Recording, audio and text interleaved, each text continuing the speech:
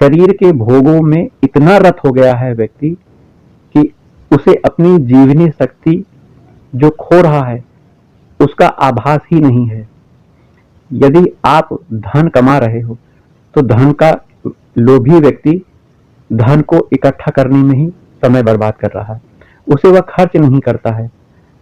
आप शरीर की जो संचित ऊर्जा है, वास्तविक ओज शक्ति जिसे कहते हैं, वह वीर्य होती है। इसे आप बहुत तेजी से आप खर्च कर रहे हो। कैसे? आप उस लोभी व्यक्ति की तरह बनो ना, जो धन को कमाने में तो पूरी शक्ति लगा रहा है परंतु खर्च करने में बहुत ही कंजूसी कर रहा है। इस कंजूस व्यक्ति की तरह क्यों नहीं बन जाते हो? यदि आप वीर की रक्षा करने में इस कंजूस व्यक्ति की तरह बन जाओगे तो आपके अंदर बहुत बड़े बल का भंडार होगा, क्योंकि वीर बहुत ही जीवनी शक्ति है। कैसे? आपका वीर सबसे ऊंची स्थिति की धातु है। जब भोजन आप करते हो उस भोजन का पाचन होता है और रस बनता है।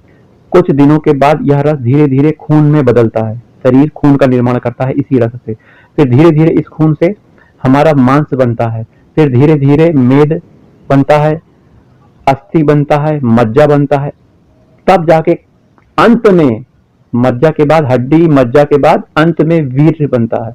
और यह वीर किसी कोटर में, किसी कोठरी में, किसी पेट के अंदर कहीं नहीं होता। ये पूरे शरीर में एक ओज के रूप में संचित होता है, जो कि शरीर को देखने से ही पता लगता है कि सामने वाला वीरवान है।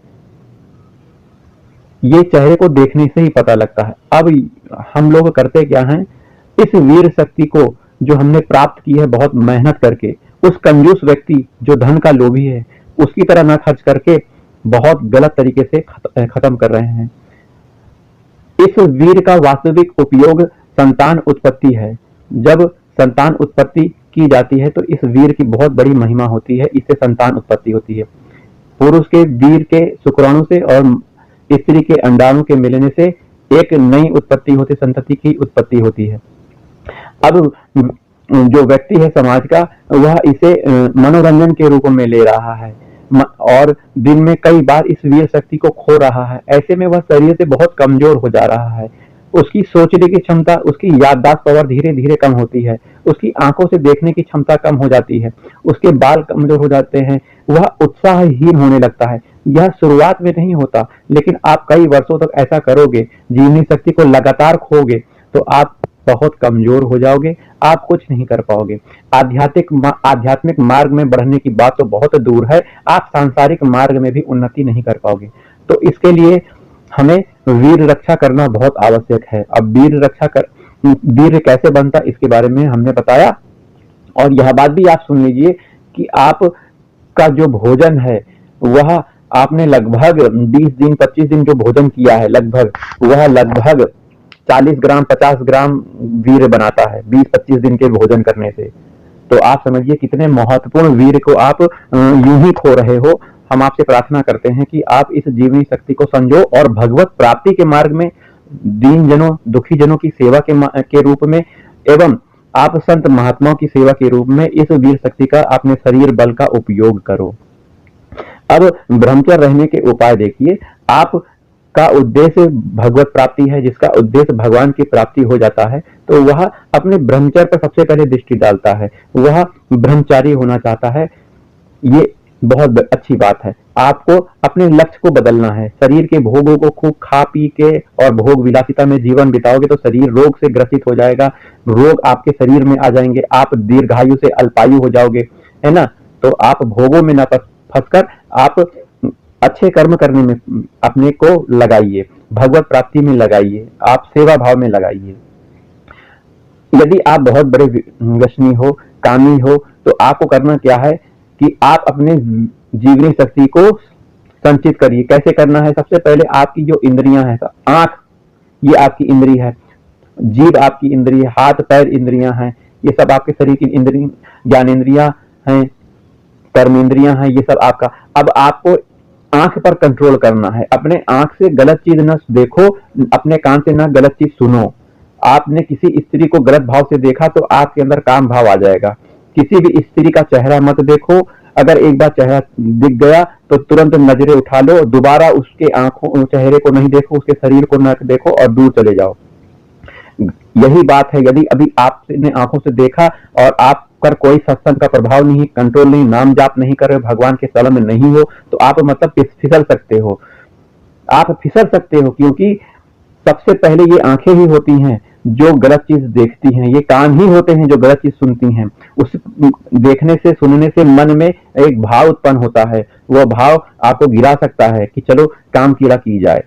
तो इसी से पतित हो रहा है व्यक्ति। आपने आंखों से देखा ही नहीं, कान से सुना ही नहीं, तो इस तरह की भावना नहीं होती है। आज देखो छोटे छोटे बच्चे बच्चियां गलत काम कर रहे हैं, इसमें मोबाइल की बहुत बड़ी भूमिका है। इस मोबाइल के कारण छोटे छोटे बच्चे बच्चियां गलत काम कर रहे हैं। आजकल के जो आधुनिक फिल्म आ गए हैं उसका भी प्रभाव इसमें पड़ रहा है। आधुनिक फिल्म ब्रह्मचर्य का नाश में बहुत सहायक है। तो आधुनिक फिल्मों नाटकों से बचिए, वहीं मोबाइल का सदुपयोग करिए। अपने पढ़ाई में इसको आप यूज कर सकते हो, सत्संग को सुनने में यूज कर सकते हो, और इसमें भरा तो बहुत कुछ है, कूड़ा भी भरा है और अच्छी चीज भी भरी है। आप जैसा इसका उपयोग करना चाहो, मोबाइल का सदुपयोग करना सीखो।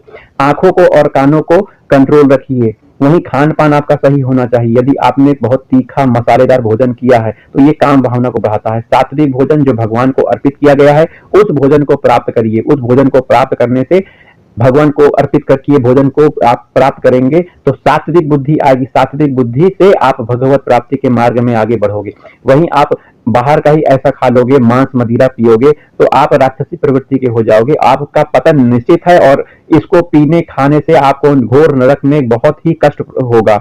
इसलिए हमारी बात मानकर अपने खान पान पर कंट्रोल रखो। जब आपका इंद्रियां कंट्रोल होंगी तभी ब्रह्मचर्य होगा, आपका सुरक्षित रहेगा। यदि आपकी इंद्रियां आंख, नाक, जीभ या हाथ पैर ये सब हैं, इन सब पर कंट्रोल अगर आपका हो गया तभी आपका ब्रह्मचर्य सुरक्षित रह सकता है। वहीं अपने मन को आप नियंत्रित रखिए। ये मन इन इंद्रिय सभी ज्ञानेन्द्रिय कर्मेंद्रिय से बहुत बलवान है। इस मन में ही सबसे पहले भाव आते हैं काम के, और भाव आने पर बुद्धि उसका चिंतन करती है, विचार करती है करना चाहिए कि नहीं चाहिए। और बुद्धि अगर सात्विक बुद्धि नहीं हुई, भगवत प्राप्त स्थिति में नहीं है, भगवत मार्ग में नहीं चल रही है बुद्धि, तो यह बुद्धि मन का सहयोग कर देती है। मन और बुद्धि के सहयोग से आप उस गलत कीड़ा में तुरंत उतर जाओगे, आपको कोई नहीं रोक पाएगा। तो इस मन को सबसे पहले कंट्रोल करो। इस मन को कंट्रोल करने का सबसे बड़ा साधन नाम है। खूब भगवान के नाम का जाप करो, खूब निरंतर करो। भगवान से यह प्रार्थना करो कि ये काम बड़े से बड़े लोगों को भगवान गिरा देता है, हे प्रभु